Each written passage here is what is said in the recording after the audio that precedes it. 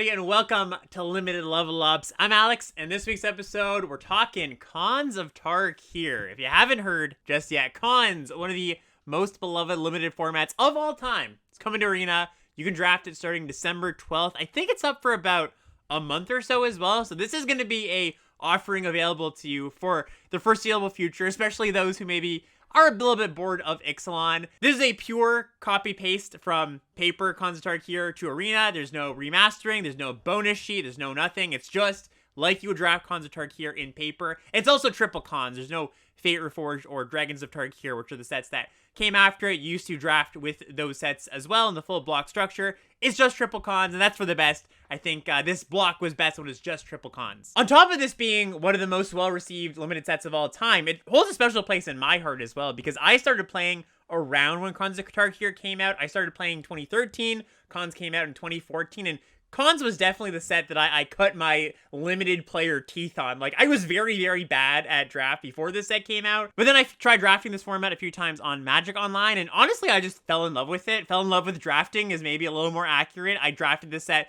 200 or 300 times when it was out, put a lot of time into it, listened to a lot of content, and I'm here to basically recount all my experiences, recount the thoughts that content creators around this time had on the set. Definitely looking forward to what this set's going to be like in the data-centric world of 2023. But I do feel like I know this set pretty much inside and out. I'm hoping to be able to share what I know about the format for folks that are both coming back, played the set in the past, and want a little bit of a refresher. And for those folks that have no idea what the set's about, have never touched a card in this set, have never looked at the cards. Because like I said, I do really think this is a really fun format, and I hope that everybody else can enjoy this as much as I did back in the day. And of course, I do want to give my Arena Open PSA the weekend after this set comes out. So again, the set comes out on the 12th, the weekend of that week. So I guess that would be the 16th. You're going to have an Arena Open for this set, which is going to be kind of interesting. Definitely going to be a lot of players that are new to the format. Definitely going to be some players that are coming back being like, oh, Cons open? Like, I definitely want to, clean up during that. I know what's going on, and a lot of people might not. So definitely just something interesting if you are interested in the competitive side of things. And of course, just before we jump into the good stuff, do want to shout out the Patreon, patreon.com/limited level up. So you can go there if you like what we're doing here, you want to support the show. It really is the #1 way to support me as a content creator directly. If you like any of my stuff, my articles, my podcast, my stream, best place to go. There's also so many great rewards over there, all focused on getting you better at limited Magic in some way. So if you would like to support the show, if you want to level up your game just a little bit, go check that out, patreon.com/limited level ups. All right, let's jump in. So I'm going to start very zoomed out. If you literally have not seen a card in this set, I'm going to start from the bottom up explaining what the set's all about. So it's a 3-color set. That's kind of the main thing going on here. I would almost kind of pitch it to somebody who had played sets in the past few years, but had not played this set as Streets of New Capenna, but good. I think is maybe a good way to talk about it. I think when they designed Streets of New Capenna, they borrowed a lot of the ideas and sort of just the infrastructure of this set, how it's designed, how it seemed to have been created from the ground up, just the different slots they have for different kinds of cards. A lot of that same stuff in Streets of New Capenna, you can map back to Cons of Tarkir. So, for example, you've got these 5 3-color factions that all have a leader. There's dual lands at common, gold cards at common, 3-color cards at uncommon. That being said, I'm only really comparing it to Streets of New Capenna as just a bit of grounding, just for people who have not played this set before, and you're opening your first pack, like, how am I supposed to parse this pack? Well, you can kind of think of it, again, like a mirror to Streets of New Capenna. However, I do want to make it clear that that is just a starting point for thinking about this set. This set plays out much differently than Streets of New Capenna did. As much as I was saying there's some design mirroring going on, I think the execution of how they actually implemented this as a 3-color set was much better than what they did for Streets of New Capenna. And we're going to get into the details, of course, but just wanted to put it out there in case there was any hesitation when I brought up, oh, this is kind of like Streets of New Capenna. One big difference I do want to point out between Cons of Tarkir and basically any 3-color set that we've had before, when you're comparing Streets of New Capenna or Shards of Alara, Cons is unique because it's a wedge 3-color set, not a shard 3-color set. And if you haven't heard these before, it's pretty straightforward. It's just kind of the way that they come up with the 3-color pair. So if you flip a Magic card to the back side, you'll see the 5 Magic colors, right? White, blue, black, red, green.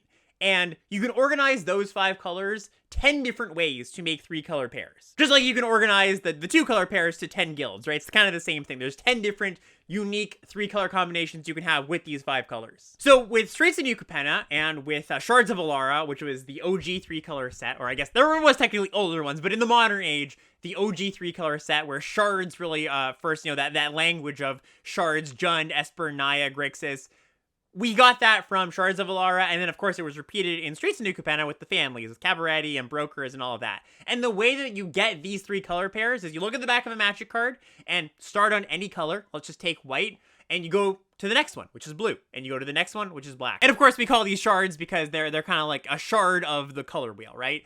For the wedges though, it looks like a pizza slice. So you take white, and you don't go to the one next to white. You don't go to blue. You don't go to green. You go a diagonal. So white, black, red, which is Mardu in this set, that's one of the color combinations. You go to blue, same thing. Blue, green, red, that's another one. That's Teamer. I bring this up not just to kind of contrast cons with other gold sets, but it actually is relevant information for when you're drafting. If you don't know that this is a wedge set instead of a shard set, you're actually going to draft it a little bit worse, and we're going to get into that when we get into draft navigation. So just kind of tuck this wedge info away. We're going to come back to it later in the episode. All right, next big picture point, we got to talk about the morph mechanic. If this is your first time playing the set, interacting with the set, I would really earmark this red flag as pay attention to this section, both because it's very important for your success in the format, and morph is a little bit of a confusing mechanic. So you're going to find the morph mechanic on creatures of every color and every rarity in this set. It is the most prevalent mechanic, and it really shapes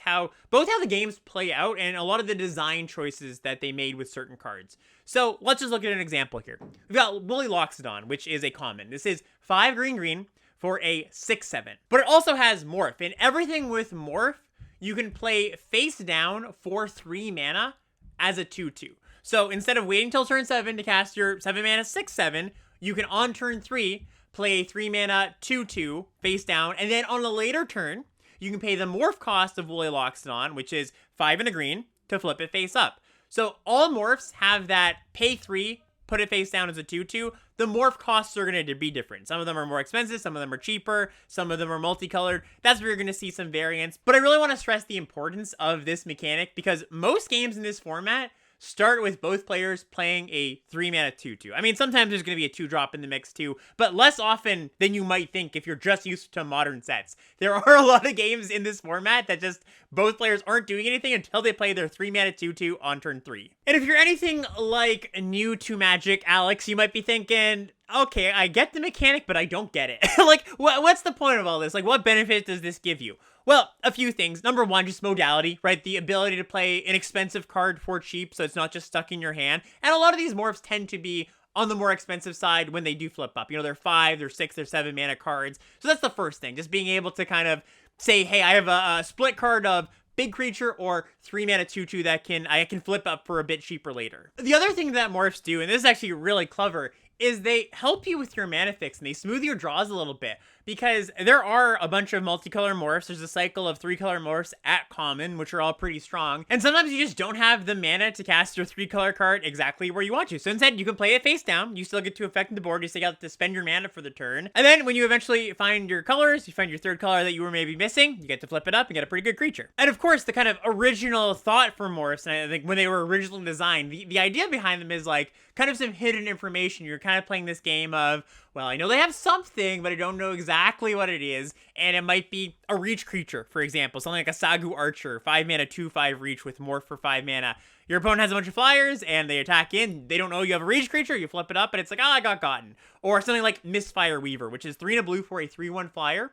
When it's turn face up, you can have target creature gain hexproof until end of turn. So, it's had this sitting around in the battlefield, and your opponent goes for a removal spell, and you go, nope, flip this up. I now have a flyer, and I protected my creature. So that's kind of the main idea behind Morph. It does do a few other things, like fix your mana and give you some modality. But from a gameplay perspective, it's like, okay, what do I have under here? Maybe it's scary. Maybe it's not. Maybe it's just like not that impressive of a Morph. Maybe it's a rare. Who knows?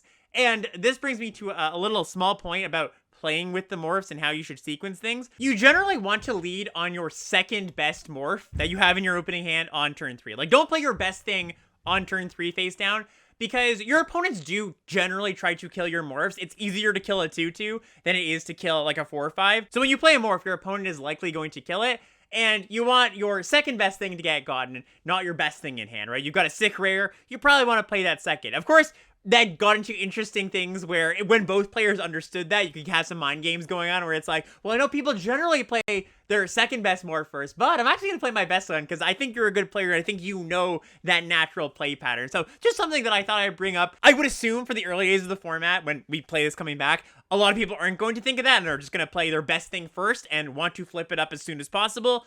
Definitely something that you do some games. I'm not saying this is a hard and fast rule, but usually I do try to default to play my second best morph on turn 3 instead of my actual best one. I've had some people ask, well, should I go in trying to memorize what all the morphs are to figure out what my opponent could have? I don't think you have to go that far, and the best way to learn all the morphs is to get gotten by them, kind of to be like, oh yeah, I'm not going to walk into that again, or at least I will consider not walking into that again if I think my opponent was representing that specific morph. But I do think it's a little bit too much to be like, here's all the morphs, I want to memorize them all, here's all the ones they could possibly have. What you can do is in-game, you look at your opponent's colors and go, okay, like, they're Mardu. I can look up the Mardu morphs on Scryfall or whatever, kind of get a range for what they might have, but I don't think I would recommend going in, like, trying to memorize every single morph. I think that's just not a very fruitful way to prepare for playing this set. All right, next up, we've got to talk about the morph rule when talking about morphs, and this is not a rules thing, this is a design philosophy that they had when designing this set. You might have heard this being called the morph rule or the turn 5 morph rule. But the idea behind this is it's really kind of overwhelming, a little bit difficult to play around. All these face-down creatures, you're like, well, what am I supposed to play around? There's 4 morphs on the battlefield. I'm not exactly sure what they could be. And if I play around one morph, maybe I'm playing into a different morph. So it's really kind of like, what am I supposed to do here? And the most critical example of this is back in Odyssey blog. This is when Morph first debuted. And they had 2 red commons, one called Skirt Commando and one called Battering Craghorn, that had the same morph cost or the same mana value. They're both 3 to flip up. And Commando said when this deals combat damage to a player, you can have the Commando deal 2 damage to target creature an opponent controls. The Craghorn is a 3/1 first strike. So what that means was on turn 3, you're playing against a red deck and they attack into you with a morph and you've got a morph. What are you supposed to do? If you block and they flip it up and it's Craghorn, the first striker, you lose your creature. If you don't block and it's Skirt Commando, they flip it up, they deal 2 damage to you, and the trigger goes off and they get to deal 2 damage to your morph. So it's like, how am I ever supposed to play around that? It's really mentally taxing to have to think of all of that stuff. So what they did, the fix for that in cons, is they said, all right, until your opponent gets to 5 mana, there's not going to be a morph that they could flip up that will eat your face down 2/2 morph. So we've got stuff like Sage-Eye Harrier, which is a 5 mana 1/5 flyer that morphs for 3 and a white, so turns face up for 3 and a white. It's not going to eat your 2/2. If you attack in and they have 4 mana, they flip out their Harrier, they get a block in, of course, but you're not just going to lose your morph for no value. Another example here, Canyon Lurkers. It's a 5 mana 5/2 with morph for 3 and a red, so you can flip it up for 4 mana, but it's a 5/2, so it's going to trade with your opponent's morph. Once you get to 5 mana, though, you get something like Glacial Stalker, which is 6 mana, 5 and a blue for a 4/5, morph for 4 and a blue. This, of course, you attack in, you have 5 open mana, your opponent blocks with their morph, you flip this up, you get to eat their morph. So this is twofold, right? It means, number one, you can be pretty safe blocking with your morphs before turn 5. But it also means that on turn 5, you don't want to block your morph on their morph. They're just going to flip it up and they're going to get value. They're going to get to eat your morph. So really important distinction to make. And I think this is a very good rule, by the way. I think it's good that things play out this way. Also, this rule means that the games have a certain pace to them where it's like, okay, generally you play a morph on turn 3, do something on turn 4, maybe it's a 4-drop, maybe it's another morph. Then on turn 5, things start to really pick up speed because people are unmorphing their cards and they have these big creatures. So there's a kind of a predictable play pattern in some way. Not that all the games play out the same, but that's kind of the pace of how the games play out. So that was the morph rule. Now we're getting a quick aside in morph rules, the actual rules of how this works. It's a little bit weird.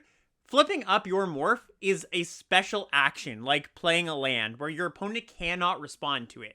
What that means is that if you go to flip up your morph, you pay the mana, it just happens. Your opponent cannot respond to it. So if your opponent has a deal 3 damage to a creature, they cannot target at your creature, your morph creature, in response to you flipping. There's just no window for them to do that. So just something to keep in mind. You can, however, flip up a morph at any time. It is an instant speed ability. It just doesn't work the other way, right? You can flip it in response to anything, but your opponent can't respond to your morph flipping. And one final note on morph. We're finally through this mechanic. You might have to listen to this section again because, again, there was a lot of stuff I went over. But morphs really do shape the format. When you're evaluating the cards in this set, think about how they play in relation to morphs. So, for example, we've got Debilitating Injury, which is 1 and a black for an aura. Enchanted creature gets -2/-2. It's just like Deadweight, right? We've seen Deadweight time and time again, but they had to cost it at 2 mana and not 1.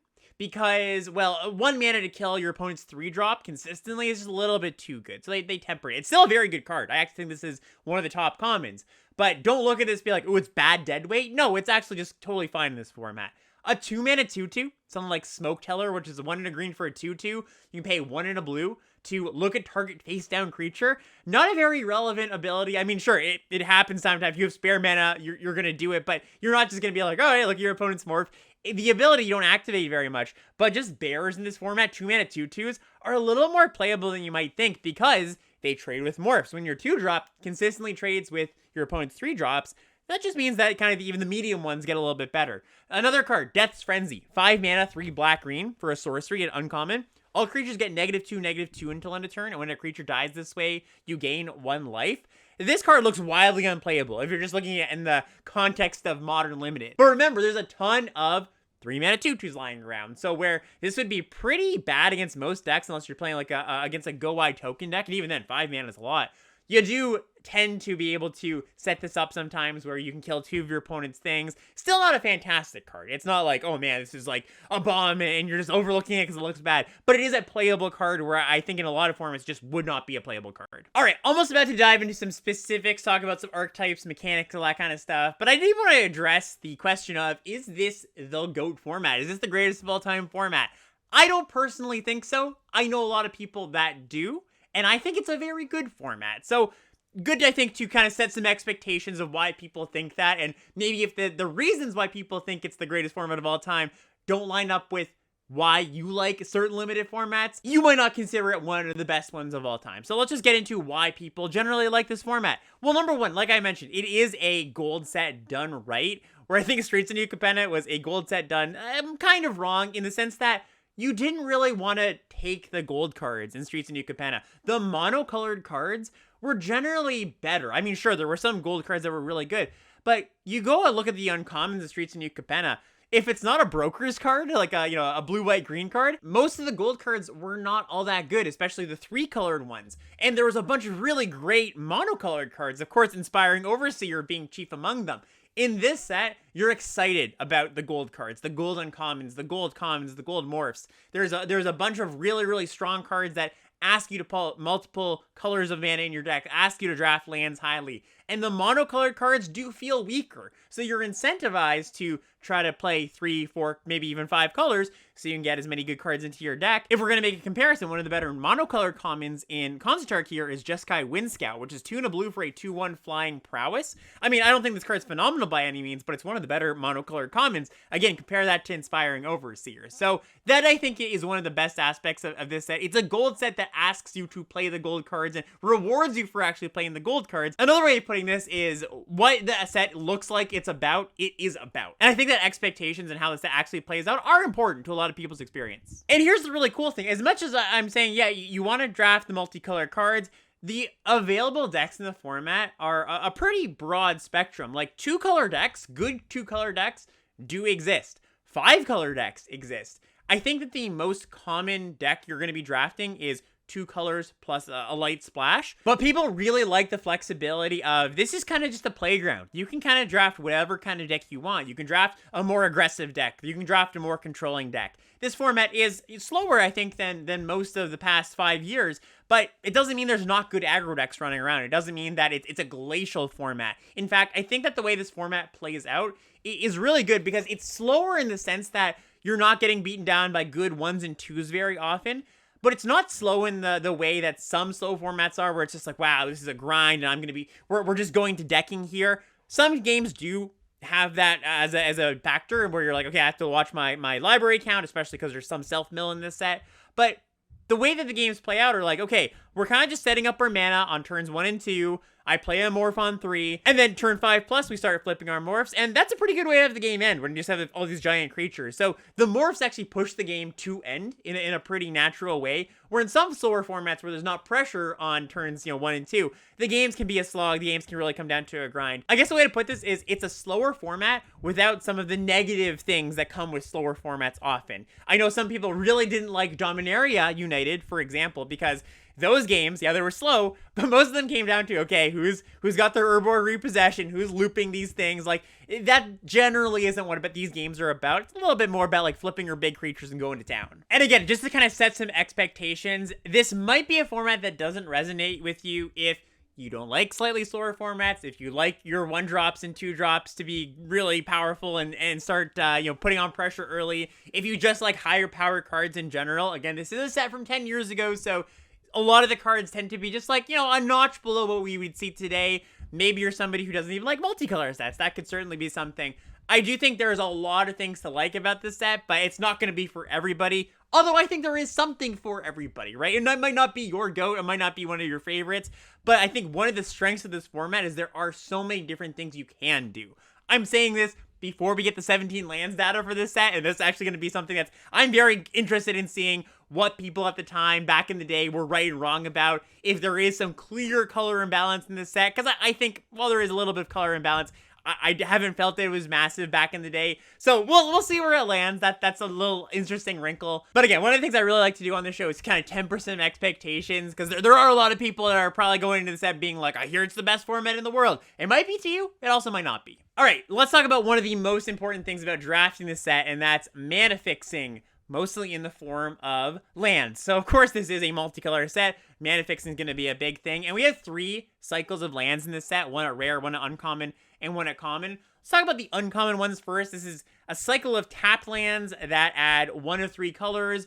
There's a Jeskai one, there's a Sultai one, one for each clan. So for example, Sandstep Citadel enters the battlefield tapped, and you can add either white, black, or green. This is the Obzon one. These are very high picks. You should look at your pack, open your pack. If you see one of these in the pack, that should be a consideration.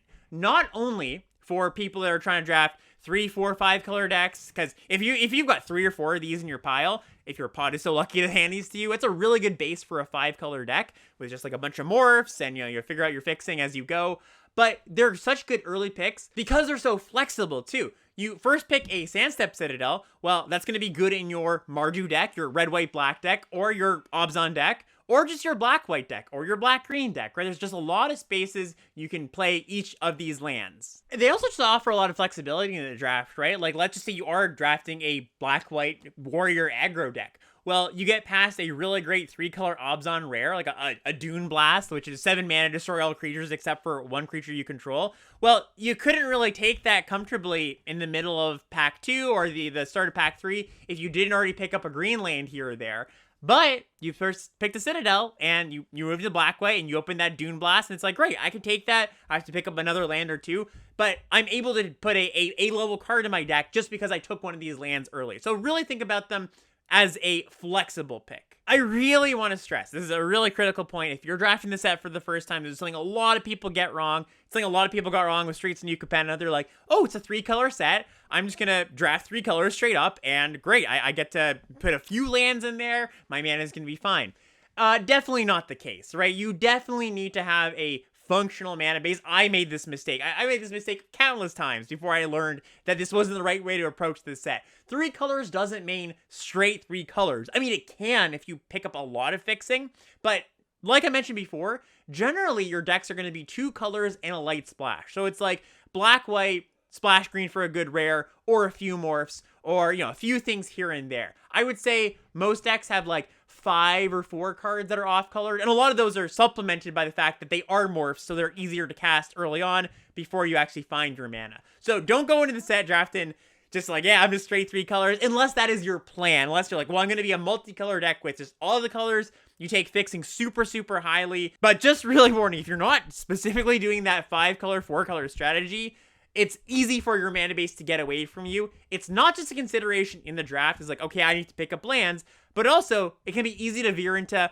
oh, I got some black cards, some white cards, some green cards, but I don't really have a base. I'm just kind of this mash of 3 colors. You do want to find a 2-color base, and we're going to get into that a little bit later when we talk about draft navigation. Then we have a cycle of 10 common tapped dual lands, and these are the gain lands, so they gain 1 life. An example here is Blossoming Sands. Enters the battlefield tapped, you gain 1 life when it enters, and it taps for green or white. These are pretty good. You should speculate on them whenever you have a pack where there's just like not a great playable, just like the tri-lands. They let you play more cards. They let you be flexible in the draft. I also want to point out that the gain 1 life on these is really relevant for the pacing of the format. Like, don't underestimate how much different the game is when everybody starts at 23 life instead of 20. That's like another draw step, another combat. It could be a whole turn or 2 in some cases. So that is definitely something that shapes the format and the pace of the format. I was planning to talk about this when we got to draft navigation, but I think it's a pretty good time to talk about it now. So reach back in your memory. I remember I said bank the whole conversation we had about the difference between shards and wedges. It comes into play here when you talk about these 10 lands. So the enemy colored lands, Scoured Barrens, Swiftwater Cliff, Jungle Hollow, like the black-white, blue-red, green-black. Again, flip the back of a Magic card. The colors that do not touch, they're not beside each other. These are better. The enemy color lands are better, higher picks, more flexible than the allied color lands. If you the ones on the back of a Magic card that do touch, so green-white and blue-white and blue-black. The enemy ones are much better, much more flexible picks because this is a wedge set and not a shard set. So if you go all the way back to the beginning of what we were talking about, where the way that the 3 colors are organized in this set, if you take a blue-white dual land, pick one, pack one. Well, not that you would do that very often, but just for a hypothetical here. That blue-white dual land is only going to help you for your Jeskai decks, your blue, red, white decks. Because if you look at all the other combinations, there's no other 3-color combination that has both blue and white.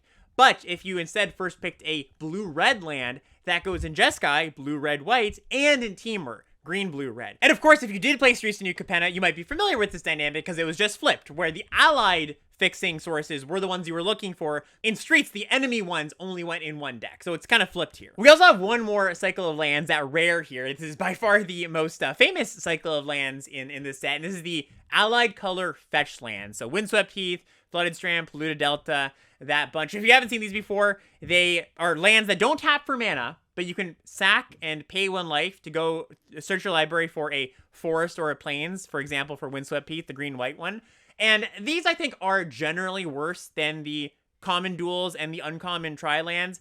They are allied colors, so already you're kind of starting on the wrong foot. But the fact that you have to actually choose and say, well, I have green and white cards, but I have to choose getting a plains or a forest. Sometimes that can cause a little bit of awkwardness. Not the biggest deal in the world, but I do want to point out that the tap lands being able to, not locking you in is definitely an upside. The one sort of cute thing about these fetch lands that gives them a little bit of a bump over the other lands in some spots is that they are a land that goes to your graveyard, which of course then fuels your delve cards, which we haven't talked about delve cards, but delve is a mechanic that exiles cards from your graveyard to add mana, basically. And if you put a land in the graveyard and have a land on the battlefield, it's almost like you're making 2 mana for one of your delve cards. So a little bit of a nice little upside there, but again, I do think these are generally worse than the other lands. Some closing thoughts on lands. Number 1, take them highly. I really do think that you should take lands highly in this set. I think that those tri-lands, especially, really high picks. Like, if I just had to slap a grade on the tri-lands right here, I would probably give them a B or a B+. Like, you should take them around that level. Another thought is you should play 18 lands in this set more often than not. 2-color decks that are low-to-the-ground aggro decks, they can still play 17 for sure. But the reason you want to play 18 in this set, kind of twofold. Number 1, you're playing 3 colors, so you generally want to have more sources. It's harder to fit in all the sources you need on just 17 lands. But the biggest thing is if you don't hit your 3rd land on turn 3 and then your 5th land on turn 5, you start to fall behind because, like I've been referencing, there's a certain pace to these games where you play a Morph on 3, your opponent's going to play a Morph on 3, they start flipping on 5 generally. And if your opponent starts flipping Morphs and you're stuck on 4 mana, you're going to lose that game. You really are. It's super important to hit land drops in this set. Don't skimp on them. I think most of your decks are going to be 18 land decks. Just some last thoughts on mana here. Another reason why it's really important to take lands highly is because the other sources of fixing in this set just are not very good. There's no treasure. This is before treasure existed, so you don't have that kind of like a little smoothing mechanic going on here. There is a cycle of banners at common. These are 3 mana artifacts that tap to add one color of the clan's color. So for example, Abzan Banner, 3 mana, tap, add white, black, or green. And then you can pay white, black, green, so all 3 colors, and tap attack it to draw a card. So you can cash it in after you've kind of, use the mana. But these are not the way you want to fix your mana. They're pretty weak in general, just a kind of a weakish Manalith style card. And because you want to be playing a Morph on turn 3, most games, it kind of fights against the natural pace of the games. I wouldn't look to put these in my deck. Sometimes you put them in your deck as like a band-aid for 5-color decks that are like, well, I just need another source. Sometimes they make the cut.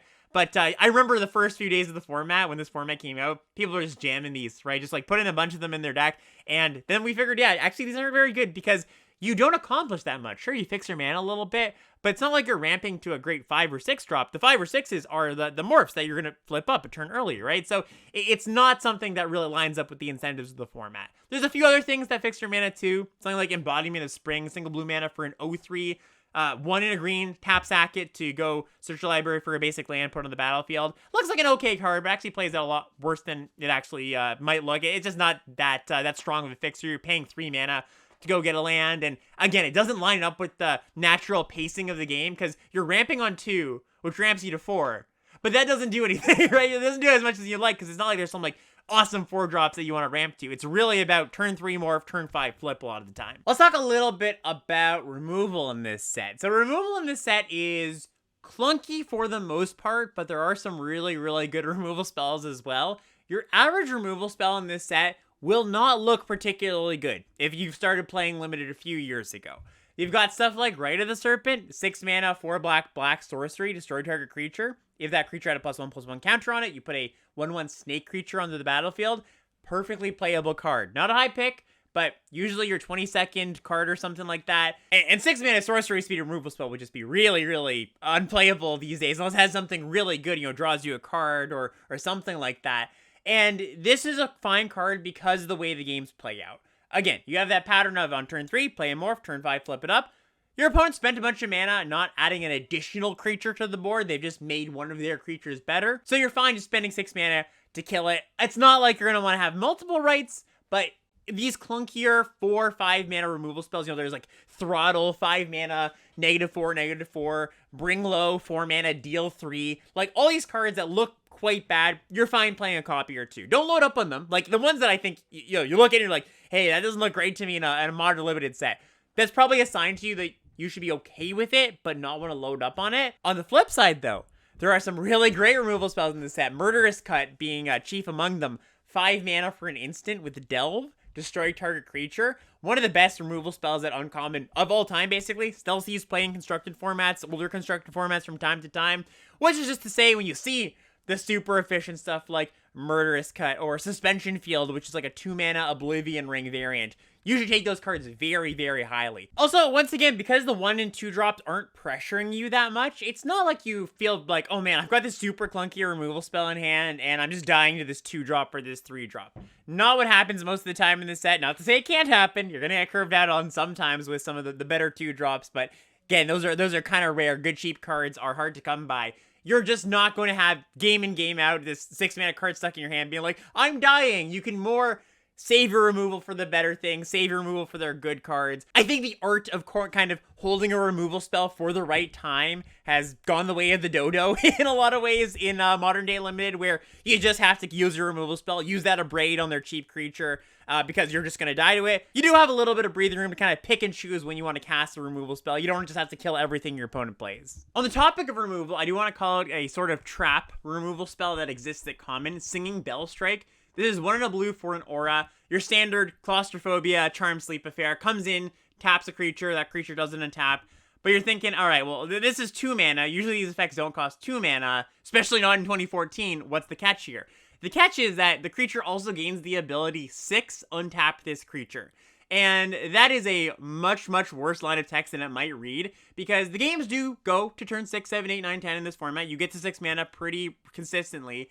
And once that happens, you go, okay, well, I take a turn, untap my creature, and you can just keep that as a blocker forever, right? Like, that, it doesn't tap again unless you attack with it, and you can choose to attack with it later. But the real kicker is sometimes it almost feels like an upgrade to the opponent's creature, because you put it on the opponent's creature and they have vigilance, like 6 mana, untap this creature. So yeah, unless you're like a blue-red 2-color, really low to the ground blue-red aggro deck or something, I would really shy away from this one. That last line of text is really a killer. All right, next up, we've got to talk about vanilla creatures. So gather around the fire, children. I have to tell a story from years ago when the rocks were still soft. There used to be words on Magic cards that had no relevance to the game at hand, only for the story of the card itself. And cards like Wetland Sandbar, 1 in a blue, 2/1, no text, just flavor text, was actually a pretty playable card in this format. It wasn't a great card, but it was a 2-drop you could play that traded with Morphs. Another example here, Summit Prowler, 2 red for a 4/3 vanilla. I mentioned this earlier, but think about how every card in the format lines up against a Morph. A 4-mana 4/3 that blocks the 3-mana Morphs. Alabaster Kieran. This one's not quite vanilla, but, you know, French vanilla. It's a 3 and a white 2/3 for a flying vigilance creature. That's it. Not very fancy, but it was definitely a playable card. It blocked the Morphs. Flying's actually pretty rare in this set. One of the story beats in this set is there's no dragons on this plane, and after the whole time travel stuff happens, Dragons of Tarkir happens, and we get all the dragons, but right now, there is a distinct lack of big flying creatures in this set. And so the few flying creatures that actually do exist are pretty good. They get over the board stalls. They, especially something like Alabaster Kieran, can block the ground creatures. So all of this, I'm kind of priming you, right, for when you get to your 7th pick and you're like, oh, there's nothing here. Well, that Wetland Sandbar, that Summer Prowler, that Alabaster Kieran, cards kind of look like this. Again, kind of just ask yourself, how does this line up against the Morph? Are just a little bit better than they look. All right, time to finally talk about some decks, talk about some archetypes. So talking about archetypes in this format is a little bit funny because, like I mentioned, everything's kind of on a spectrum. You're going to have some archetypes bleeding into other ones. You might be a 3-color deck, you might be a 2-color deck, you could be a 2-color deck with 2 light splashes of 2 colors. It's really about how the draft goes, the fixing you see. So every deck that I'm going to cover here, every archetype, is really just going to be like a point along that spectrum where you can kind of just bleed different decks into each other. It's not like, well, here's the Obzon deck, you have to be doing this specific thing when you're drafting this. You can be drafting Obzon and then pivot to Mardu, or be like black-white base, splashing red, splashing green. So the way I am going to talk about this is I'm going to talk about the 5 clans, that, you know, Obzon, Jeskai, Mardu, all those. I'm also going to talk about the 5 main 2-color decks that you're going to be drafting. And then from there, you can kind of just extrapolate as you discover the format a little bit more, right? I think that these are good starting points, but as you draft, as you have your few drafts in, you're going to kind of see what you can get away with, what you can't. These are just the starting points. The way I'm going to describe these decks is more just talking about generally what they're doing and touching on each of the clans' mechanics, because each of the clans does have a named mechanic that you do want to consider as you're drafting. So we're going to start with Obzon, and Obzon is black, green, white, of course. It's got the Outlast mechanic, and Outlast says you can pay a mana cost, tap this creature, put a +1/+1 counter on this creature, and you can only Outlast at sorcery speed. So for example here, we've got Disowned Ancestor, which is a single black mana for an 0/4. It's a Spirit Warrior. Warrior is a important creature type. Outlast, 1 in a black. So at sorcery speed, you can tap this, pay 2 mana, put a +1/+1 counter on it. The whole idea of Obzon is you're just sitting back, putting up your defenses, eventually grinding out the game, outlasting your opponent. You know, no pun intended here. You can sort of think of it as you're just kind of trying to create a board stall, and then all of your creatures just slowly get better and better. This mechanic, Outlast, seems very, very slow on first read. It seems like, well, is this even good? Sorcery speed seems pretty bad. You know, when we first played with this, or before we played with this mechanic, a lot of people were very skeptical about it. But it turns out it's not too slow, and it's not too clunky. Outlasting at sorcery speed, I think it's good that you have to choose. You have to make the decision of, well, do I want to block with this creature, or do I want to outlast it? I actually think it would be pretty obnoxious if you got to do it at instant speed. It's not that big of a cost to tap a creature at sorcery speed. Like I mentioned, the boards tend to be a little bit stally in this format. Cards like Disowned Ancestor also contribute to that, because you can block and not take early damage. So this is one of the stronger mechanics in the set, by the way. Like, most of the Outlast cards are pretty good. Something like Einok Bondkind is one of the good 2-drops in the set. Not a lot of good 2-drops, but this is one of the best common ones. 1 in a white for a 2/1. It has Outlast for 1 in a white, and it says each creature you control with a +1/+1 counter on it has First Strike. So you Outlast this once, it's a 3/2 First Strike, and that's pretty darn good. And this Bondkind ability, all my other creatures with counters, I give them a keyword ability. That is carried into the uncommons. In the uncommon level, we've got a cycle of 4 cards here: Obzon Battle Priest, Obzon Falconer, Tuskguard Captain, and Murk Nightblade. They all are kind of variants of the same idea where they have an outlast cost. They can put a counter on themselves, but they also have abilities. So Obzon Battle Priest is 3 and a white for a 3/2 outlast single mana. Each creature you control with a +1/+1 counter on it has lifelink. Obzon Falconer is a 2/3 for 3 mana. It's got Outlast for white mana. Each creature you control with the +1/+1 counter has flying. This is one of the best uncommons in the set, by the way. Really strong card. Tuskguard Captain, 2 and a green for a 2/3, Outlast green. The ability is it gives trample to your creatures with counters, and Merrick Nightblade, 3 and a black for a 2/3, Outlast for a black. Each creature you control with the counter has Death Touch. This is one of the lesser ones. The 3 mana ones are really the great ones, Obzon Falconer and Tuskguard. But you gotta just see how this is happening, right? You're just gumming up the ground. These things give abilities to your creatures with counters. There are other ways to put +1/+1 counters on your creatures. You don't just have to rely on Outlast. One of the better ways to do it, you're just grinding, maybe casting some removal spells to keep your opponent's flyers at bay, and then eventually you just take over, maybe in a single turn, right? You just play your Obzon Falconer, everything gets flying, you send it all to the sky. This is also a good place to call out Feat of Resistance, which is 1 and a white for an instant. Put a +1/+1 counter on target creature you control. It gains protection from the color of your choice until end of turn. Really a card that was ahead of its time. This is a card that we've seen pretty recently, variants of this card, and has been good. And Feat of Resistance in this set is even a little bit better, I think, than it might be in some sets in current day, because the removal is so clunky in this set, right? So you can imagine your opponent goes for a 4 or 5 mana removal spell. You go, nope, 2 mana, Feat of Resistance. Sorry, counter that spell. I get a counter. And of course, in this Obzon archetype or any time you care about Outlast, that +1/+1 counter might also give your creature trample or something. There's not very many ways to go up on tempo in this format. This is one of the better ones. Feat of Resistance is a really high pick white common. And by the way, Obzon the first time around was one of the stronger decks. Definitely a deck that people actively tried to get into. Another deck that was pretty good is Mardu, and this is the raid mechanic. So we've seen raid a few times. If you haven't seen raid before, it basically just says if you've attacked with the creature this turn, your creature gets a bonus. So you've got something like Mardu Skull Hunter. It's a 1 and a black for a 2/1. Enters the battlefield tapped. It's also a warrior. And raid, if you attack this turn, your opponent discards a card when Skull Hunter enters the battlefield. Mardu Horde Chief, another example here, 2 and a white for a 2/3. If you've attacked this turn, you make a 1/1 token when this enters the battlefield. A really good rate. Again, this is another card that kind of feels a little bit ahead of its time. If you do get that raid trigger, you're getting 3/4 worth of stats on your 3 mana creature across 2 bodies. We know how good that is. I do believe this is a top common, as well as Skull Hunter too. Skull Hunter is a great card as well. Martyr Warshrieker, another pretty good card here. 3 and a red for a 3/3.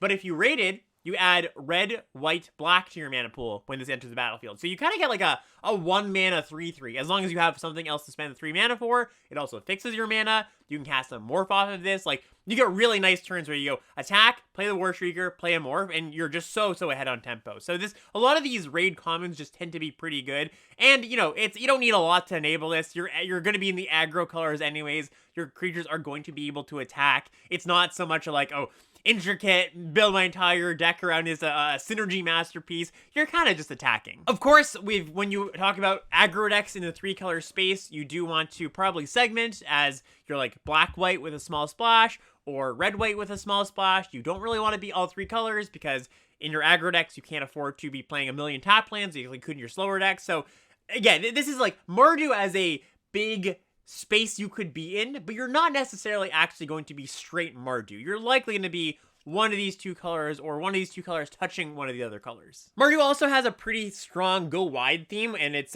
common morph here, Ponyback Brigade. Really strong card. 3 red, white, black. So 6 mana for a 2/2.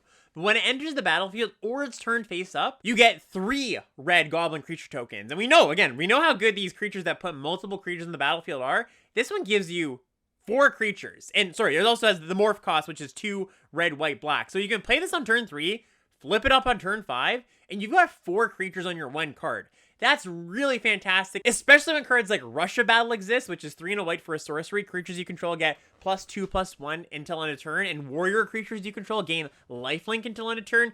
Huge life swing on this card. This is like the card you're looking for your warrior deck for the finisher. It's very easy to make a bunch of tokens in this set, or at least it's pretty easy. There's a lot of cards that do make tokens, so these go wide effects are pretty effective. There's also a few other Anthem pump the team effects. Rush's Battle just I think happens to be the best one, because again, lifelink is a really big upside on this card. Next we move on to Jeskai. This is blue, red, white, and this is the first time we saw the prowess mechanic. So I'm sure most of you know what prowess is, but if you don't, I'll read it out. Whenever you cast a non-creature spell, this creature gets +1/+1 until end of turn.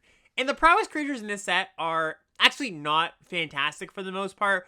This was Prowess's first outing, and just the stats on cheap creatures have been pushed in recent years, so you're going to see a lot of cards that don't look that impressive. Stuff like Jeskai Student, 1 and a white for a Prowess 1/3, Bloodfire Expert, 2 and a red for a 3/1 Prowess. Not all that great. And there's actually a pretty distinct lack of cheap cards in this set, like cheap spells. There's not a bunch of like cantrips, ops. You're not going to be going off with a bunch of spells.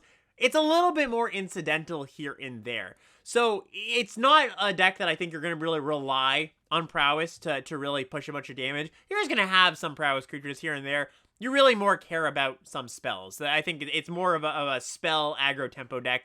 Think of it kind of like that.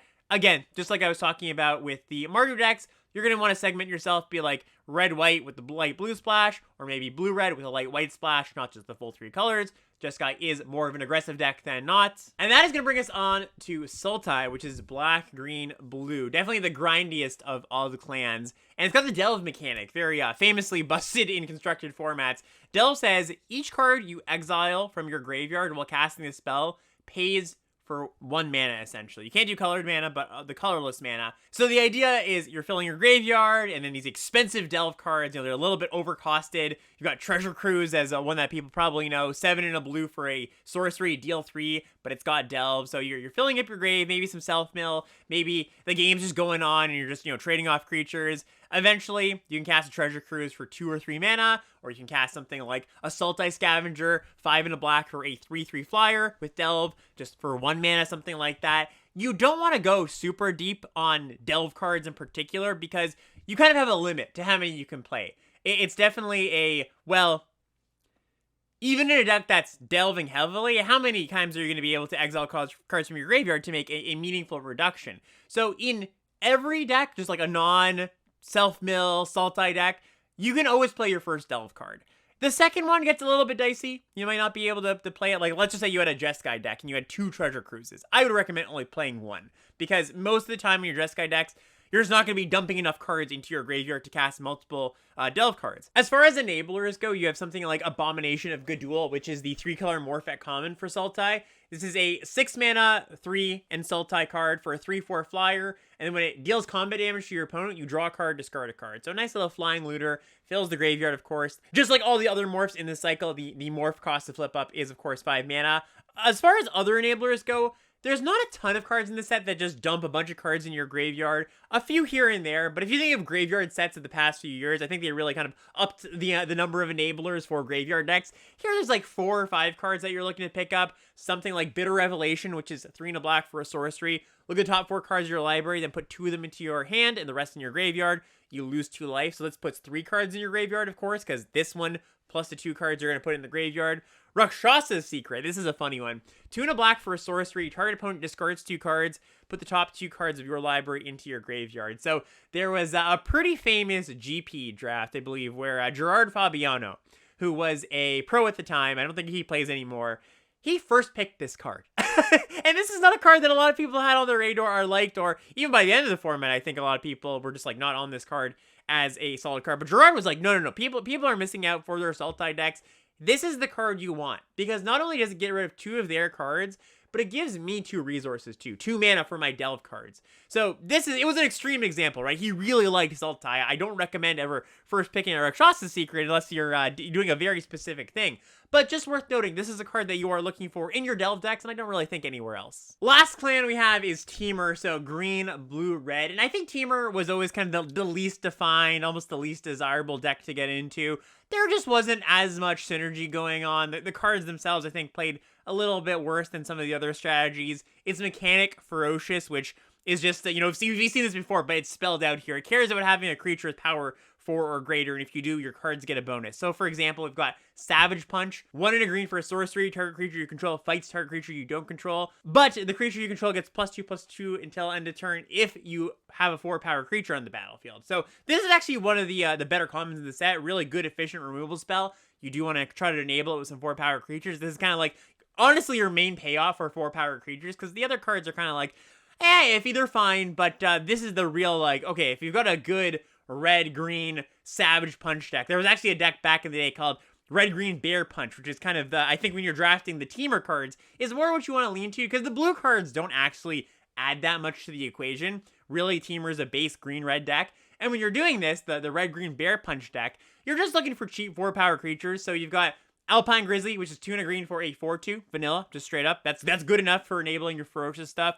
Bloodfire Expert is kind of a stand-in for that. It's the 2 and a red 3/1 with prowess. So if you cast like a Savage Punch, you're going to get the ferocious bonus. Summit Prowler, like I mentioned before, totally fine card here. 2 red for a vanilla 4/3.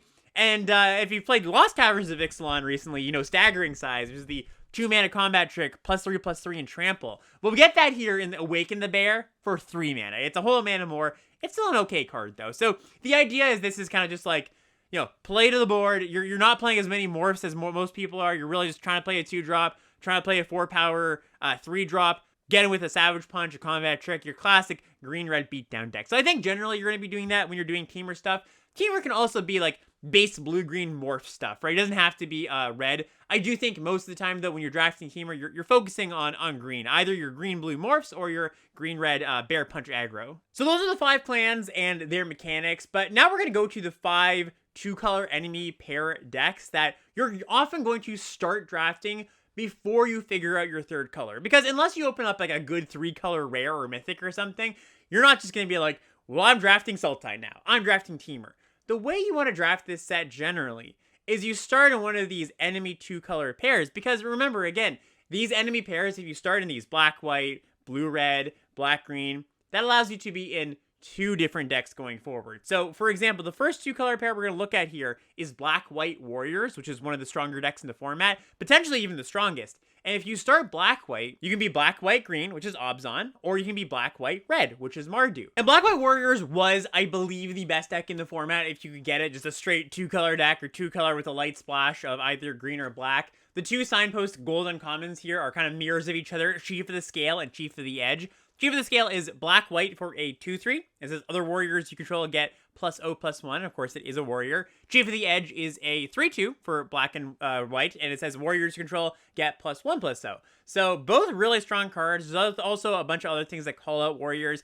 Pretty straightforward but good deck, right? I think it's not going to be very difficult for most people jumping in just to draft this deck. Like I would say, if you open up one of these cards, I would just take it. Try to start drafting black-white. It's a pretty supported deck. It's a pretty good deck. Sort of like how when people start drafting cube for the first time, a recommendation people often give them is like, oh, just draft mono-red or draft mono-white. A pretty simple deck so you can kind of see the sights, get a lay of the land before you jump into the more complex stuff. I think that's actually probably a good way to look at black-white. It's like a good level 1 deck, pretty easy to draft and strong, and lets you kind of see the rest of the format that other people are doing if you don't have as much experience with like the multicolor stuff just yet. I guess another way to put this is I think Black-White Warriors is more similar to decks in other formats, just like an aggro deck that you'd see in any given set, than some of the other decks in the format that require a little bit of know-how, a little bit of intuition on how the format plays to really get the nuances. The other really strong 2-color pair was blue-green, and blue-green is the color pair I think that bleeds the most into 5 colors. You can be just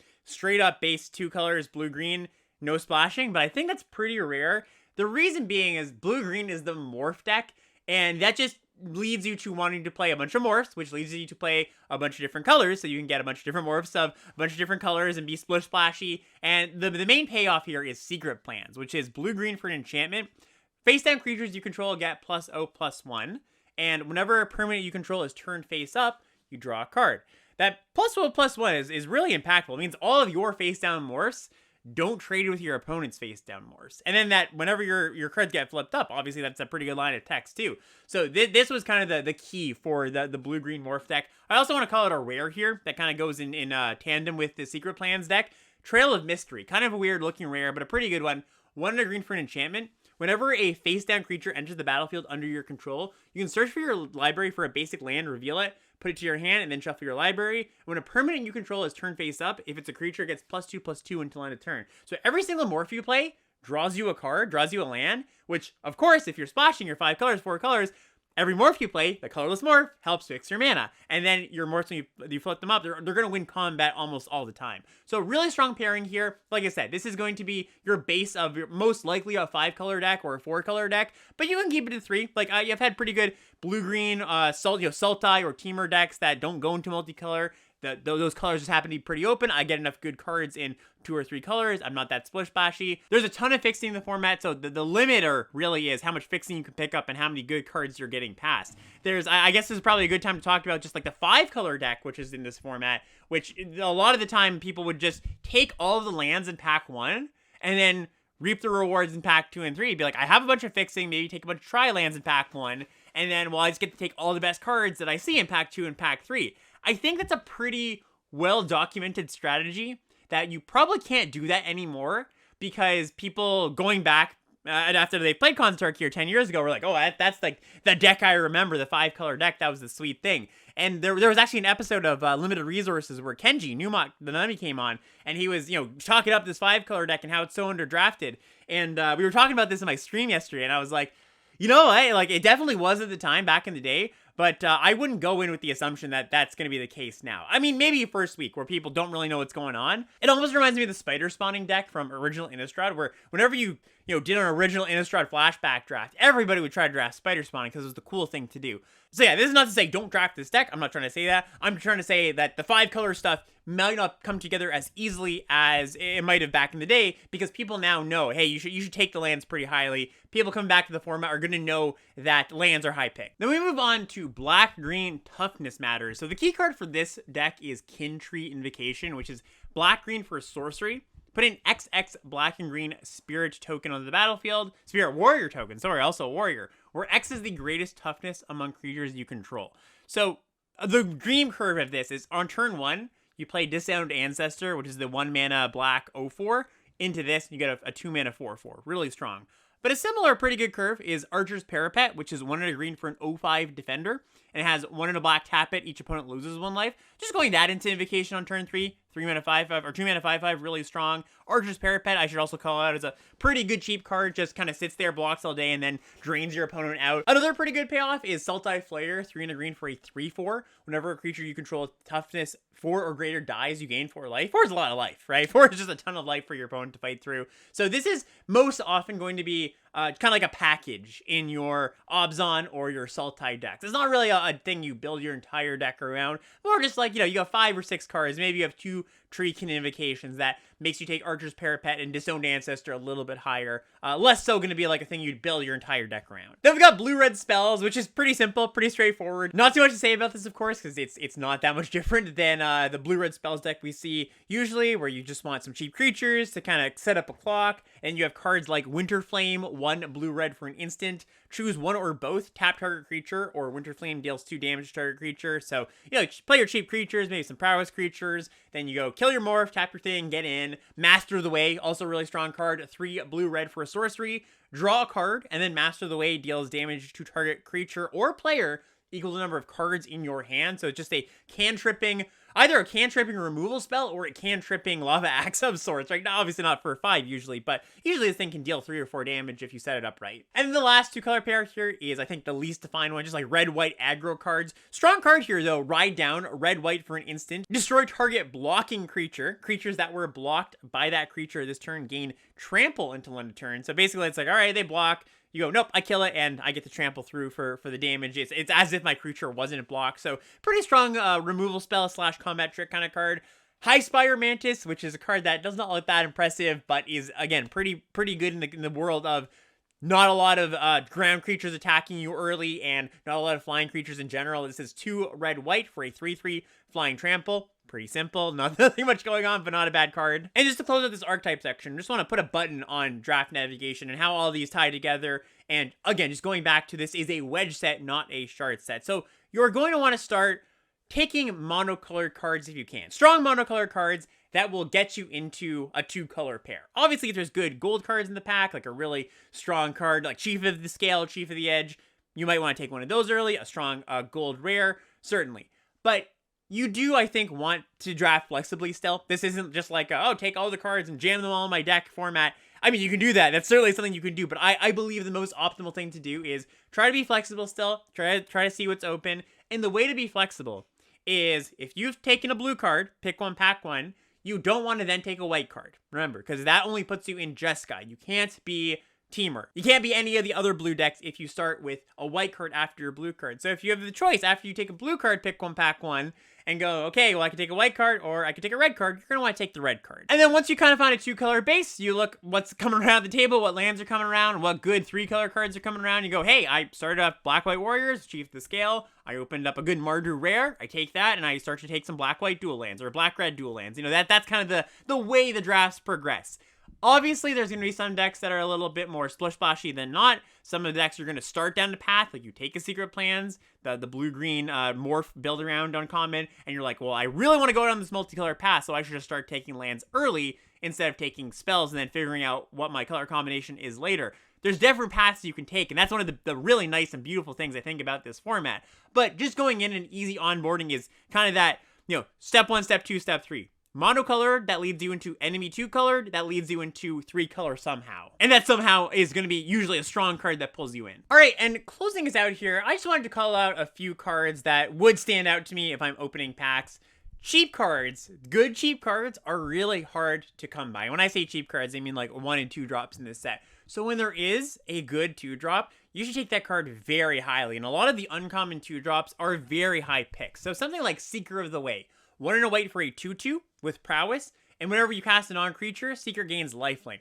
Really strong card if you've never played with this one before. Just especially in this set where your opponents are playing 3-mana 2/2s, your opponents can't really block this when you attack into them with open mana, because it's like, well, I can't just have my morph get eaten, but I also want to block this lifelink, right? So they're kind of put in a really tough situation. Another really good one, Warname Aspirant, 1 and a red for a 2/1 at uncommon.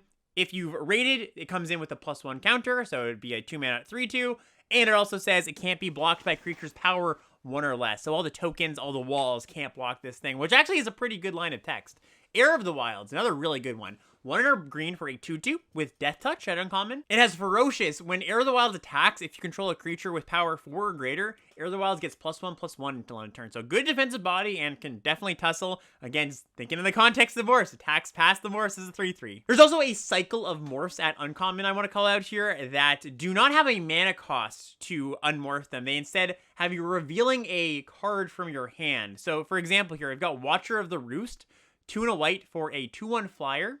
When it's turn face up, you gain 2 life, and its morph cost is reveal a white card from your hand. And all of these have the same thing going on. And I wanted to call them out because they are good cheap cards. Another one, Ruthless Ripper, single black mana for a 1/1 Death Touch. When it's turn face up, your opponent loses 2 life, and of course you reveal a black card. 2 pretty good 2-drops here, or Horde Ambusher and Teamer Charger. Horde Ambusher is a 1 and a red 2/2 that when it blocks, it deals 1 damage to you. Kind of funny, actually. I just want to point this out that back in the day, they couldn't let red have a vanilla 2/2. You just have to give it some downside. You have to give it a, make it a 2/1, or you have to have it deal damage to you when it blocks. It wasn't until 2016, I believe, where red got just a straight up vanilla 2/2 bear. And of course, our red 2/2s for 2 come with a ton of upside these days, but the reason that line of text is on Ambusher, that when it blocks, it deals 1 damage to you, is so it didn't, break the design principles at the time. Not a really important part of the card, but the important part of this card is that when it's turn face up, target creature can't block this turn, which is pretty nice. Teamer Charger, 1 and a green for a 3/1. Morph, reveal a green card from your hand. When it's turn face up, target creature gains trample until end turn. So all these are pretty good cheap cards. Oh, and there's the blue one too. Dragon Eye Savants. 1 and a blue for an 0/6. That when it's turn face up, by revealing a blue card, you look at your opponent's hand, which is also always very good. Looking at your opponent's hand for that information. And then I want to call out some contenders for Mythic Uncommons here. Red's got a lot of really good Uncommons, Arc Lightning being one of them. 2 and a red for a sorcery. Arc Lightning deals 3 damage as you choose, divided among 1, 2, or 3 target creatures or players. So this means kill a morph, deal 1 to the face, or kill a morph, kill a 2-drop with 1 toughness. Could be kill 3 tokens, just extremely flexible. Mardu Heart Piercer is kind of the Flame Tongue Kavu twin-shot sniper of the format. 4 mana, 3 and a red for a 2/3, and if you've rated, it comes in and deals 2 damage to target creature or player, which of course will kill a morph very often. Whirling Outburst, 1 red for a sorcery, put 3 1/1 red goblin creature tokens on the battlefield, so just a lot of tokens for 3 mana. And then Ice Feather Aven. This is one of the best morphs, if not the best non-rare morph. This is blue-green for a 2/2 flyer at uncommon. morph for 1 blue-green. And when it's turned face up, you can bounce a creature. I mentioned before that it's really tough to gain tempo in this format, and this is a great way to do so. Just imagine you have this face down, your opponent plays a morph on 3. On turn 5, they flip it up, and you bounce it.